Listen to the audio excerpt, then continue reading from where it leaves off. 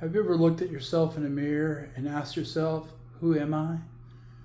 Well, today on Football Scientific, we'll be asking that question for several IFL and ELF teams. In the IFL, teams are preparing to make their final run for a playoff spot over the next couple weeks. In the ELF, the second half of the season is starting while several teams are trying to get back into playoff standings.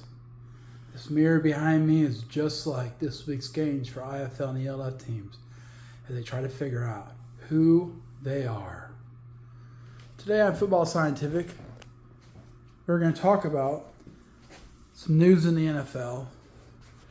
We're going to discuss our predictions for the IFL games this weekend that are placed strategically around the 4th of July in the United States. We'll also talk about a swath of transactions in the ELF and our predictions for the ELF this Saturday and Sunday.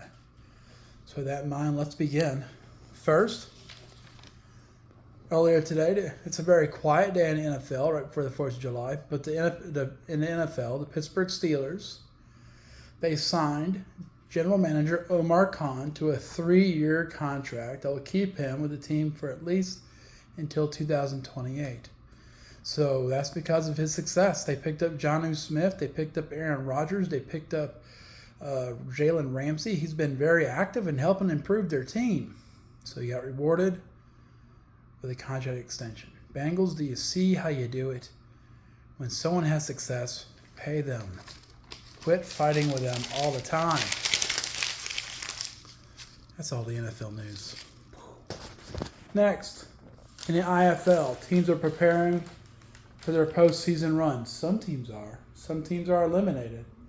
So there's 3 games. It's not very many games this weekend, and they're placed around the 4th of July. So tonight is the first of those games.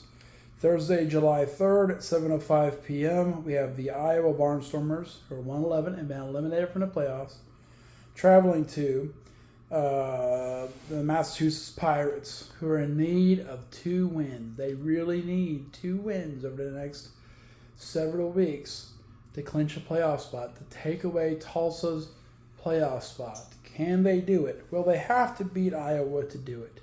If they can't beat Iowa at home, I don't think they deserve a playoff spot. They may still get one because Tulsa may not have answers for their hurt quarterback. They may not have the capability of moving on to the playoffs. But the Pirates, they have to be able to beat Iowa if they want to be a playoff team. Their winning streak up to this point, which got snapped last week, is meaningless if they can't beat a team like the Iowa Barnstormers.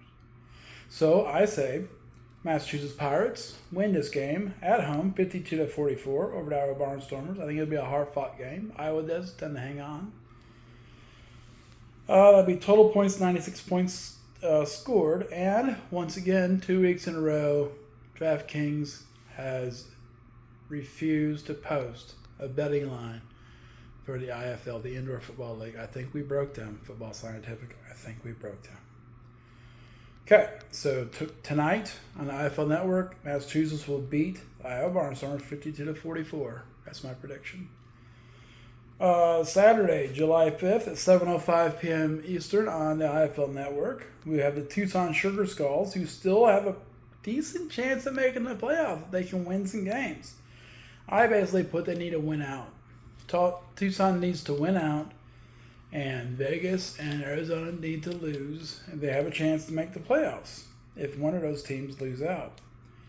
San Antonio Gunslingers, they have a very, very outside chance of making the playoffs. They need to win out, have everyone lose out. They need to beat the Tucson Sugar Skulls to have any chance at all. They're 3-9. They're 1 loss away from being done. And I think Tucson's going to put it on them. I think Tucson's going to... They fought really hard last week against Vegas, trying to get themselves climbing up the playoff ladder. They came up short, but Vegas is really good.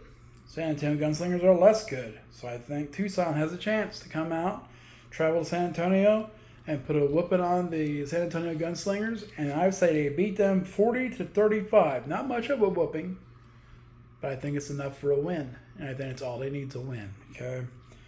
40-35, 75 total points scored. So I got Massachusetts and Tucson both winning. showing that they are worthy of playoff contender status. Monday, July 7th, 9:05 p.m., we have the top in the IFL ranked Bay Area Panthers, who are 10-2. They've won the race to 10 wins. They've won a playoff spot. They're going to play the San Diego Strike Force, who's the second place team in the West right now by a hair, by half a game over the Vegas Nighthawks. This is in San Diego. This is a big game for San Diego. Okay, if they can beat the Bay Area Panthers, they have a legitimate chance to be an IFL National Championship team. If they get crushed by the Bay Area Panthers, they do not have a legitimate chance. That's as easy as it's going to be. I think it's not going to be that clear after this week. I say Bay Area comes in, they're very balanced. San Diego's less balanced on offense. They do have a good defense still. I say Bay Area travels to San Diego and wins 48-42. Neither proving that San Diego doesn't belong in the playoffs or that they do belong in the playoffs. And it'll be a total points scored of 90. And then San Diego will be down in the muck trying to find a playoff spot if they lose the Bay Area. If they win, they may clinch a playoff spot this week. So I say they don't do it. I say they lose 48-42. That's our IFL predictions. In the ELF, there's a bunch, similar to IFL last weekend, there's a bunch of moves being made in terms of personnel. I had to readjust. Okay?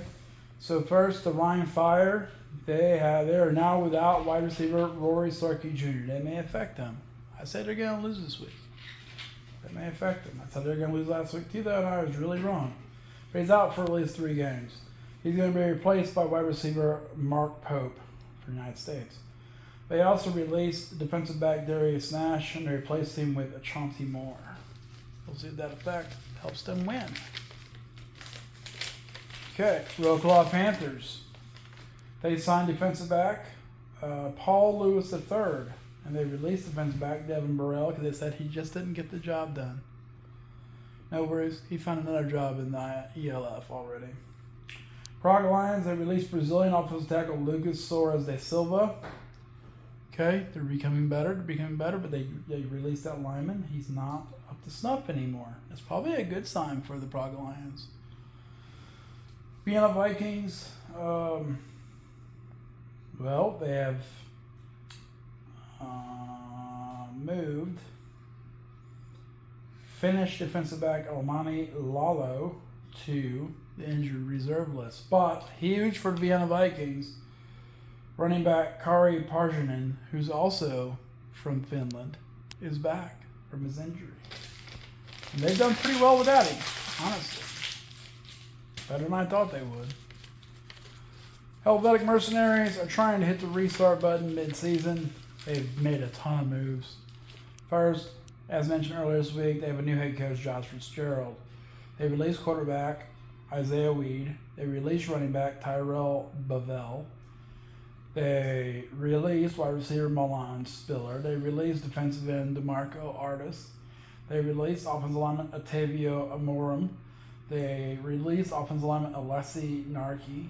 They released offensive lineman Sori Labome. And they released defensive back Jacques Cousteau. I don't know, Crush or something. Placed on the IR. They've added defensive back Darius Nash, who is from the Rhine Fire. They signed defensive back Saro Drama, who is from the Stuttgart Surge. And they signed defensive back Devin Burrell, who they picked up from Rhine Fire. Okay. Munich Ravens, they released wide receiver Ben Heath, and they signed French defensive back Julian Moreira Ferreira. Julian Moreira Ferreira, a fun name to say. Moreira Ferreira.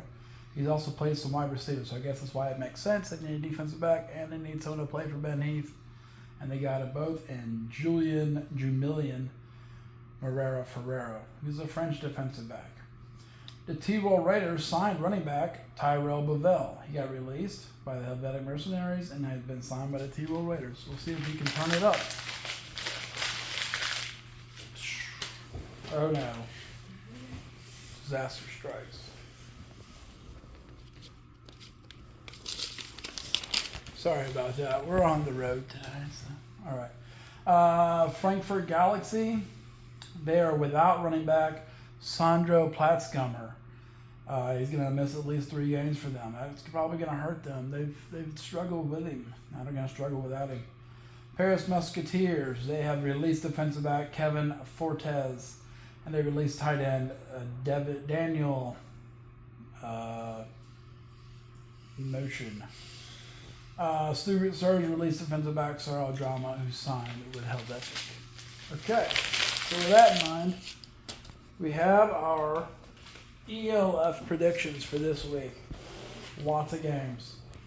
As always in the ELF, it's week 8. We're starting second half of the ELF season.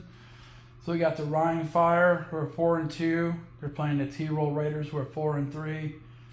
I think Rhine Fire, they lost one of their top receivers. They've made some adjustments. T-Roll has added running back. I think they're going to be decent. This should be a playoff-like atmosphere with the Rhine Fire and T-Roll Raiders fighting for playoff positioning. I say T-Roll wins at home 35-28, ending the Rhine Fire winning streak, scoring a total 63 points. Number 2, Prague Lions 4-2 at Vienna Vikings 5-1. I think Vienna is back to full strength. Kari Parjanen is back. I think they're back to full strength. I think the Prague Lions are worthy. They're worthy of a playoff spot. They're going to have a chance to beat Vienna, but I think Vienna's just a little too strong at home. And I say the Vikings win 38-31 with 69 points scored. The Munich Ravens travel to the Madrid Bravos. Okay, Munich Ravens are 5-1. Madrid Bravos are 4-2.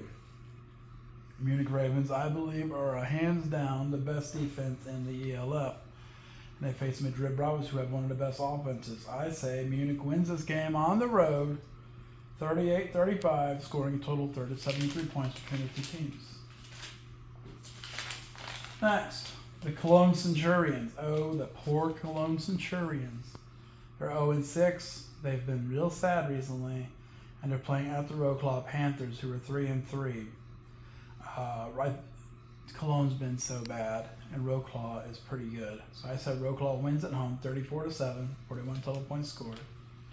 Number 5, another bad matchup. The Farivar and Throners, who are 0-6, travel to the Stuttgart Surge, who are 4-2, and a legitimate playoff contender.